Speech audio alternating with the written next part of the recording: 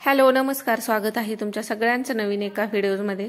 तर आज मी इथं बनवत आहे ज्या चिकाच्या वड्या असतात त्या अगोदर गूळ घालून केलेल्या होत्या, पण अजून दूध शिल्लक होतं तर त्याचा असा पोरांना किस बनवून त्याचे लाडू किंवा आपण वड्या करता येतात, किंवा आहे असा खीस ठेवला तरी सुद्धा तो चांगला लागतो आणि तो महिना 2 महिने सुद्धा टिकतो। तर ते मला बनवायचं होतं, तर इथं मी हे जे राहिलेलं दूध होतं ते फ्रीजमध्ये ठेवलेलं होतं। फ्रीजरमध्ये ठेवा तुम्ही, म्हणजे 8 दिवस असेल तरी ते डीप फ्रीजरला ठेवल्यानंतर दूध व्यवस्थित राहतं। तर हे 2 ते 3 दिवस झालं होतं। या अगोदर पण मी टाकलेला आहे व्हिडिओ चिकाच्या वड्याचा। तर एका भांड्यामध्ये पाणी ठेवलं पातेलं तसं, आणि डबल बॉइलिंग मेथडने याला अशा पद्धतीने आपल्याला उकडून घ्यायचं। 10 ते 15 मिनिटांमध्ये हे चिक आहे तो शिजून तयार होतो। त्यावरती एक असं प्लेट झाका आणि वाफ जाऊ नये म्हणून असं ताट ठेवलं, त्यावरती खलबत्ता ठेवला, म्हणजे पटकन हा चिक शिजला जाईल। तर 10 ते 12 मिनिटांमध्ये बघा चिक आहे तो शिजून तयार झालेला होता। तर हे याच्यावरती थोडंसं पाणी आलेलं आहे ते पण काढून घ्यायचं, आणि हे आता एका परातीत काढून घेऊन थोडंसं थंड झाल्यानंतर हा चिक आहे तो खिसून घ्यायचा आहे। तर ह्याला सुरुवातीला असं सुरीने थोडंसं कट करावं लागेल, कारण पातेल्यामध्ये हे थोडंसं खाली चिकटतं, आणि ह्याला असं थोडंसं कट केलं म्हणजे आपल्याला नंतर खिसायला सुद्धा मग बरं पडतं। तर गूळ घालून ज्या वड्या आपण बनवतो त्या पटकन होतात।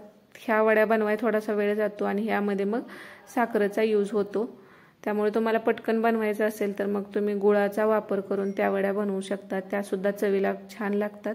ह्या वड्या बनतात ह्या अगदी कोणती तर आपण मिठाई खातो त्या पद्धतीच्या होतात, कारण यामध्ये आपण साखर यूज केलेली। तर खिसणी तुमच्याकडे बारीक असेल ना तर त्या खिसणीचा वापर करा, कारण मोठ्या खिसणीचा जो खिस असतो थोडासा तो जाडसर राहतो अशा पद्धतीने। त्यामुळे माझ्याकडे बारीक खिसणी नव्हती, मोठीच खिसणी आहे, तर ह्यानं मी खिसून घेते। तर नंतर लक्षात आलं आपण आल्याची खिसणी छोटी होती त्यानं सुद्धा खिसलं तरी चाललं असतं, पण त्यानं थोडासा वेळ गेला असता।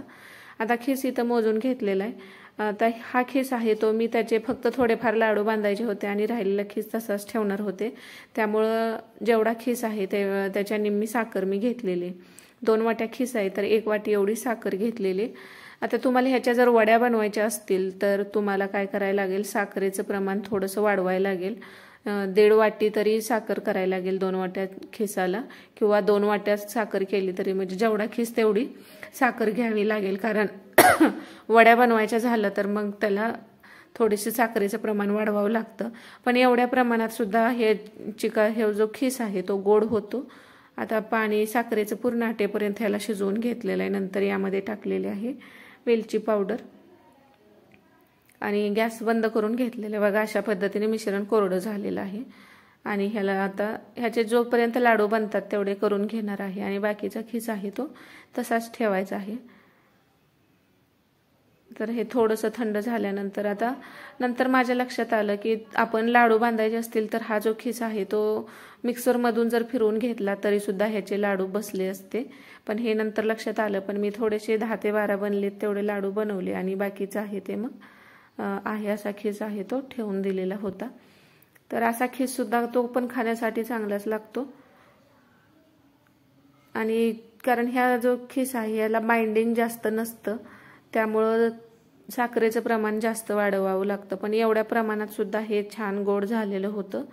आता तुम्हाला जास्त गोड आवडत असेल तर मात्र तुम्ही जेवढा चिक म्हणजे खिस आहे तेवढी साखर घेऊन ह्याच्या वड्या बनवू शकता किंवा लाडू बनवून ठेवू शकता।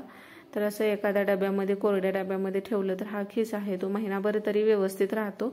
पण घरामध्ये मुलं ती असल्यानंतर हे पटकन संपून जातं, आपल्याला एवढ्या दिवस ठेवायची गरज पडत नाही। तर थोडेफार लाडू आणि थोडाफार खिस अशा पद्धतीने मी करून ठेवलेला आहे। तर तुम्ही अशा पद्धतीचं चिकाचं वड्या किंवा खिस बनवता का, कमेंटमध्ये नक्की सांगा।